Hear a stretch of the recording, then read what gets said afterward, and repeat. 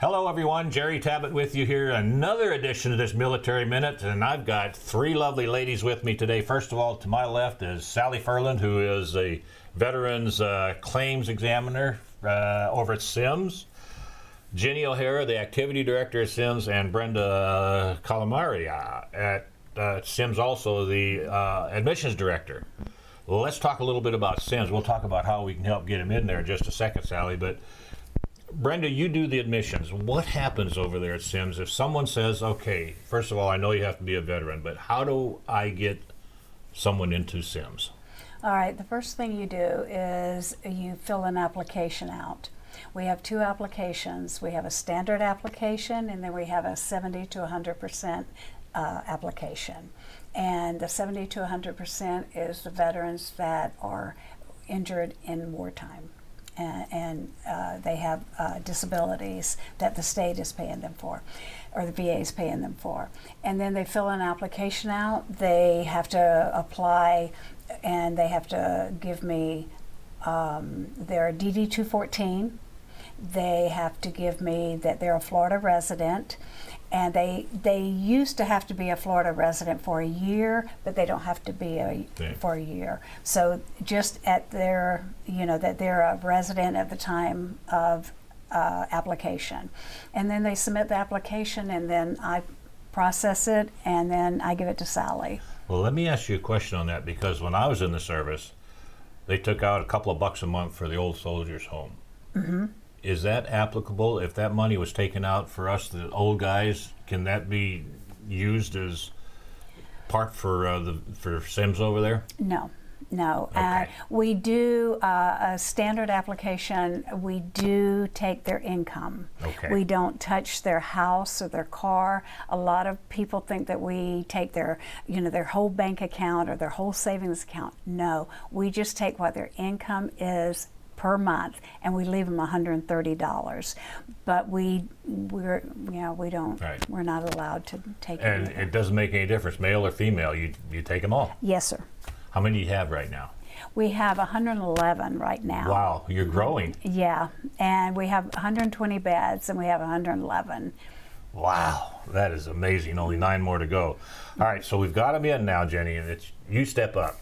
You're the activities director. A lot of people think, okay, this is an old folks home. All they do is they sit around and they play solitaire and bridge and don't do anything. You keep them busy. We keep them very busy. We have our normal, the bingo. We don't really do too much solitaire. We have a lot of group things that we do. Of course, the bingo, the birthday parties, Bible studies, stuff like that. But we have a lot of community support. So we have a lot of extra things like the Miracle League baseball game that's coming up in November. We do that. We do Martin Theater does a movie for us every year. This year they actually had to come to the home and do the movie in the home at SIMS because the theater's not back together yet. But once it gets back together, we'll be going there. And then we like to go out. A lot of the posts host a lunch for us. So we stay pretty busy, not solitaire and And you hear a lot of stories because you have a varied background from World War II to Vietnam War, all the way up Gulf War. What's some of the stories that you hear from these veterans? What are things that they like about coming to SIMS? Well, they like the interaction. They like the fact that there's other veterans there. They build camaraderies and they build relationships with each other. And you get little cliques sometimes, and they all kind of just click together. And they have their own little groups that they like to hang out with each other, and they tell their own stories. Not a lot of them like to tell war stories. They don't really like to go into all that. But they do like to just sit around and tell jokes. And they just like to they want to let people know that they're human too. Exactly. There's nothing to be shunned. Exactly. All right, we'll talk a little bit more about that in a second. But Sally, we have to bring you in here. Brenda says she gets them all, the admission, everything, turns the paperwork over to you. And what do you have to do to help these veterans get into SIMS? The first thing I do is look at their DD-214. If they don't have what you and I know is good paper, right, they don't get in. So that is absolutely the first thing we have to do is verify that they are a veteran. And sometimes they don't aren't able to locate their DD-214s. So we are able to use, if they have filed for VA benefits, we're able to research that and verify that they are eligible through the VA regional office. And it doesn't make any difference what branch of service, you're there to help them out. Absolutely.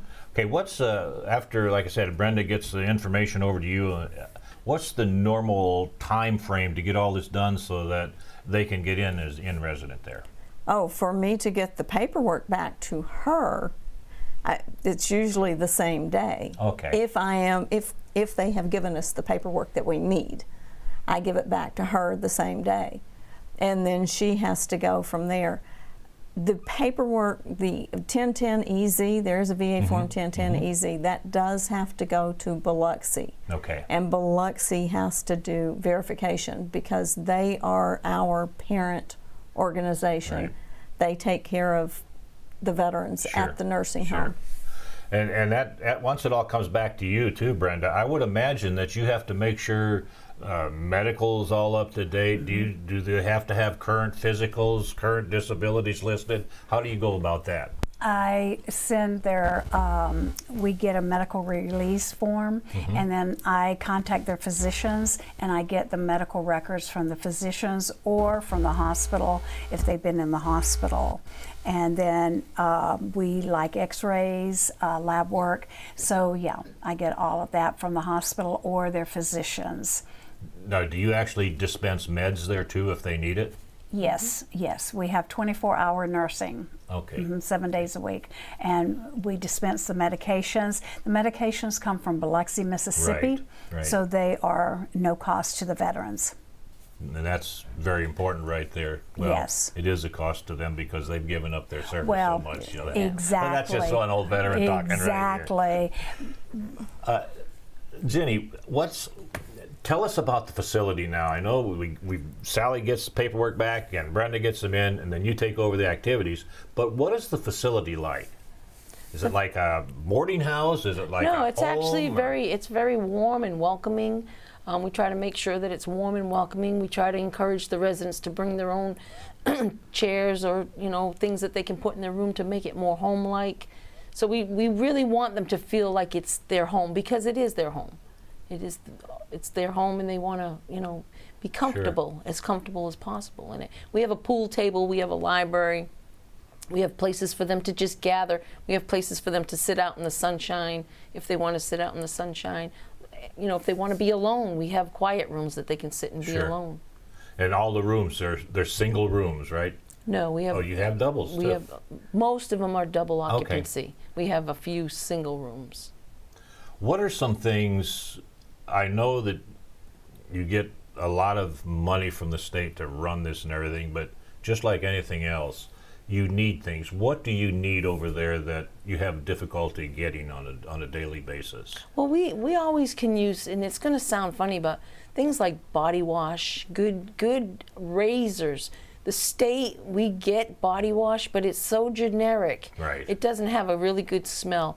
These are guys and girls that want to smell good and look good. The razors, you want a good, not just those big. Sure. You want the good 3-blade razors and things like that. And even just like Debbie cakes, we have a morning time in the morning after we do our exercise. We read the paper and have coffee and a snack. And they really look forward to that. And they look forward to things other than just like Sure. a half a peanut Right. butter sandwich. Well, that's their life. It's like their family, and I know you guys all. It's like family to all of you and everything in there too. It is.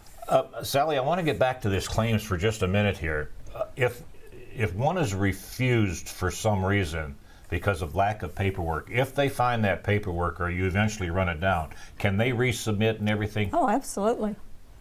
So there's To get into the nursing home, Sure. absolutely. And we do everything we can to find proof that they have good Sure. service. And a lot of these men and women are actually getting a disability. Do you help with that to make sure? Can you help them get more disability if it looks like it's needed, or how does that work? Yes.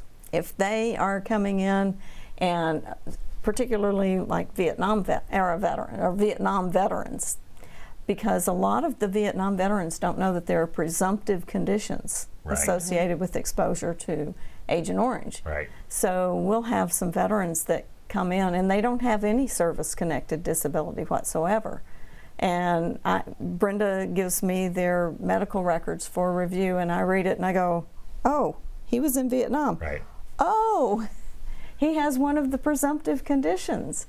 And we file a claim immediately. Well, I file claims before they ever came in for some of them. Sure. And they get their service-connected disabilities, and they may be in there for 6 or 8 months and have to pay for their nursing home care. And then the VA comes back and says, oh, yes, we're going to grant service connection for this at 70%. Right. And then Right. they don't have to pay anymore. Right. Now, do you actually have husband and wife veterans there together? We don't at this time. I believe they. Well, what if they want to get married? We have. We We have have had before. Yeah, We've before had several. we have. At this time, we don't, Yeah. but we have had wife and husband. It's totally amazing. Now, if someone wants to go and take a look at Sims, what do they need to do? Nothing. They can come out. We like for them to make an appointment to make sure one of us is going to be there. But if they are just in the area and want to stop by, there's always someone that's willing to give them a tour. Now, we've only got about 3 minutes left here, but I want each of you to give me about 45 seconds and tell me what's the most satisfying thing about this nursing home here, VA nursing home. The most satisfying, I think, is that the respect that all the veterans get there. And none of us forget that they have given, sacrificed a lot for all of us. And so, and also to hear their stories, Yeah. because sometimes they do tell you their stories. And you can believe most of them, too. Most of them. Yes. Ginny? For me, it would be the smiles on their faces when you, the little things that you do for them, the things that they wouldn't expect you to do. And you just do it for them, and they're very grateful for, most of them are very grateful for what we do for them. And Sally?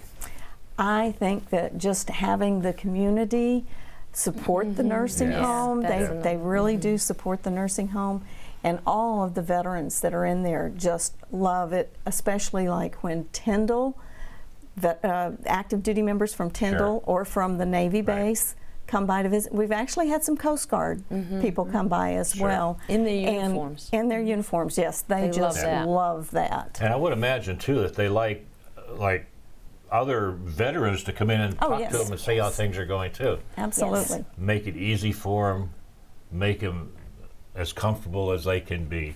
Ladies, you guys all do a great job over there, and I would encourage the community to go out to Sims. It's right over there. The address? It's 4419 Tram Road. Just around the corner there on Tyndall Parkway. You take Tram Road, and you'll run right into it. All right, ladies, thank you so much for coming in today. We appreciate it. Keep up the good work over there, because our veterans deserve it, and it's people like you that open up your hearts that try to make things a little easier for them and give them the respect, the dignity that they deserve. Thank you. Thank you, ladies.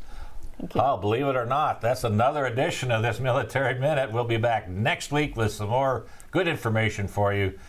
In the meantime, have a great week, and we'll see you next week.